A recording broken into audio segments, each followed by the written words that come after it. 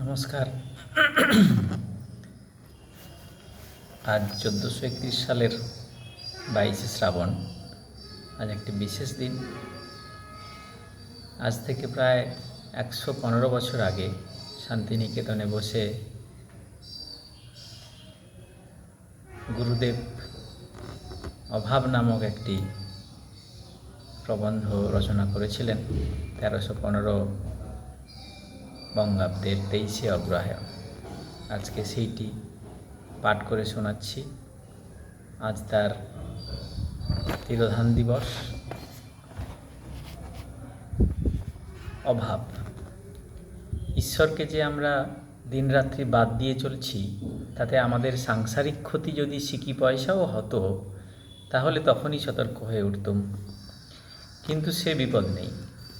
সূর্য আমাদের আলো দিচ্ছে, পৃথিবী আমাদের অন্ন দিচ্ছে, বৃহৎ লোকালয় তার সহস্র নাড়ি দিয়ে আমাদের সহস্র অভাব পূর্ণ করে চলেছে। তবে সংসারকে ঈশ্বর বর্জিত করে আমাদের কি অভাব হচ্ছে? হায়, যে অভাব হচ্ছে তা যতক্ষণ না জানতে পারি ততক্ষণ আরামে নিঃসংশয়ে থাকি এবং সচ্ছল সংসারের মধ্যে বাস করে মনে করি আমরা ঈশ্বরের বিশেষ অনুগৃহীত ব্যক্তি। কিন্তু ক্ষতিটা কি হয় তা কেমন করে বোঝানো যেতে পারে? এইখানে দৃষ্টান্ত স্বরূপে আমার একটি স্বপ্নের কথা বলি। আমি নিতান্ত বালককালে মাতৃহীন। আমার বড় বয়সের জীবনে মার অধিষ্ঠান ছিল না। কাল রাত্রে স্বপ্ন দেখলুম আমি যেন বাল্যকালেই রয়ে গেছি। গঙ্গার ধারের বাগান বাড়িতে মা একটি ঘরে বসে রয়েছেন। মা আছেন তো আছেন, তার আবির্ভাব তো সকল সময়ে চেতনাকে অধিকার করে থাকে না। আমিও মাতার প্রতি মন না দিয়ে তার ঘরের পাশ দিয়ে চলে গেলুম।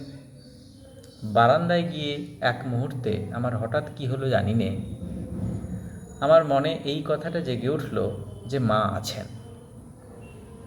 তখনই তার ঘরে গিয়ে তার পায়ের ধুলো নিয়ে তাকে প্রণাম করলুম। তিনি আমার হাত ধরে আমাকে বললেন, তুমি এসেছো? এইখানেই স্বপ্ন ভেঙে গেল। আমি ভাবতে লাগলুম, মায়ের বাড়িতেই বাস করছি, তার ঘরের দুয়ার দিয়েই 10 বার করে আনাগোনা করছি। তিনি আছেন এটা জানি, সন্দেহ নেই, কিন্তু যেন নেই এমনিভাবেই সংসার চলছে।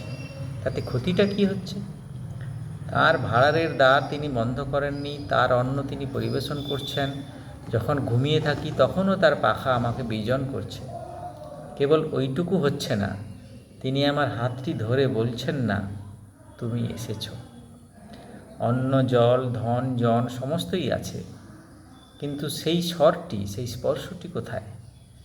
মন যখন সম্পূর্ণ জেগে উঠে সেইটিকেই চায় এবং চেয়ে যখন না পায়, কেবল উপকরণ ভরা ঘরে ঘরে খুঁজে বেড়ায়, তখন অন্ন জল তার আর কিছুতেই রোচে না।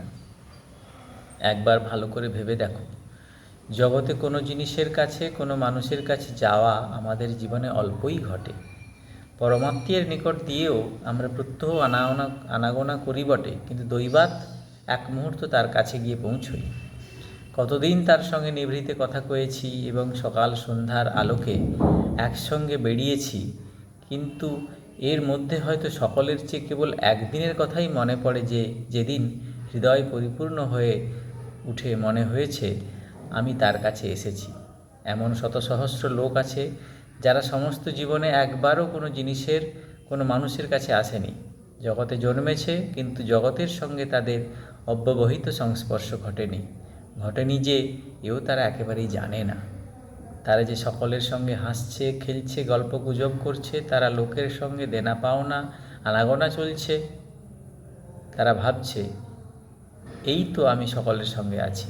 এইরূপ সঙ্গে থাকার মধ্যে সঙ্গটা যে কতই যৎসামান্য সে তার বোধের অতীত। নমস্কার।